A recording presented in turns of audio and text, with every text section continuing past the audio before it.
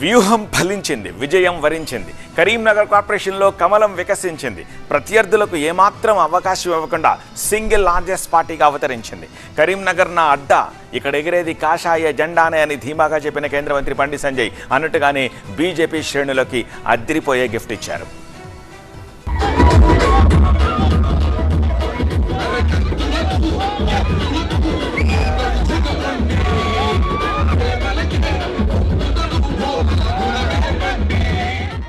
Telangana municipal ఎన్నికల ఫలితాల్లో బీజేపీకి ఆశించినంత ఫలితాలు రాలేదు. అయితే బండి సంజయ్ ఇలాఖా కరీంనగర్ కార్పొరేషన్లో మాత్రం కమలం సత్తా చాటి చారిత్రాత్మక విజయం సొంతం చేసుకుంది.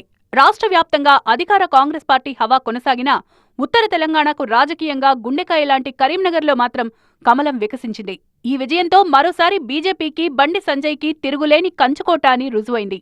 66 డివిజన్లకు జరిగిన హోరాహోరీ పోర్లో బీజేపీ సింగిల్ లార్జెస్ట్ పార్టీగా అవతరించింది.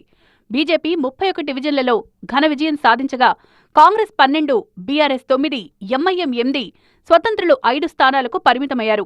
గతంలో ఇక్కడ అధికారంలో ఉన్న బీఆర్ఎస్ థర్డ్ ప్లేస్కి పడిపోయింది. కాంగ్రెస్ తన బలాన్ని కొంత పెంచుకున్నప్పటికీ బీజేపీ జోరును ఆపలేకపోయింది.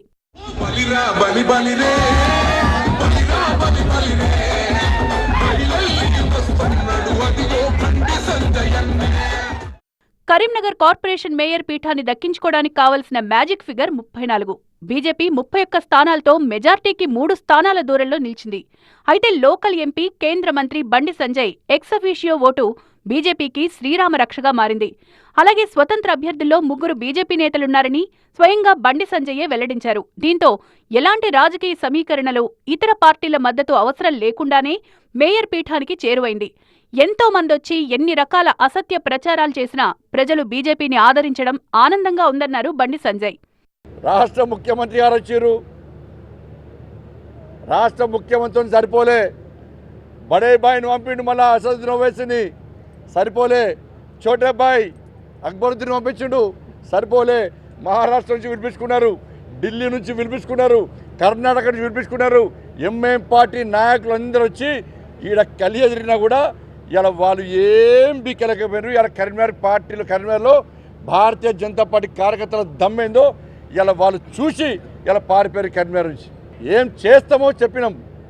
ఆ విశ్వాసం ప్రజలకు వచ్చింది. వాళ్ళ మాకు అభివృద్ధి కావాలి, సమస్యలతో తల్లడిల్లుతున్నాం.